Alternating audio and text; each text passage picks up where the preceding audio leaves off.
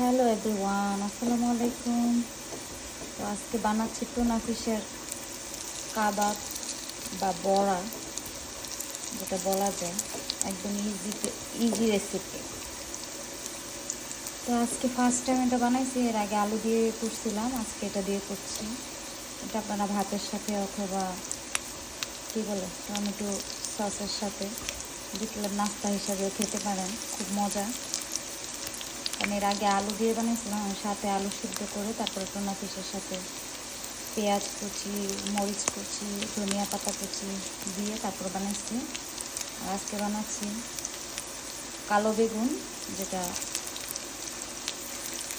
কুচি করে দিয়ে তারপরে দিয়েছি পেঁয়াজ কুচি, পেঁয়াজের কুচি দিচ্ছি, টুনা ফিশ দিচ্ছি, একটু মুসুরের ডালের গুঁড়া দিচ্ছি,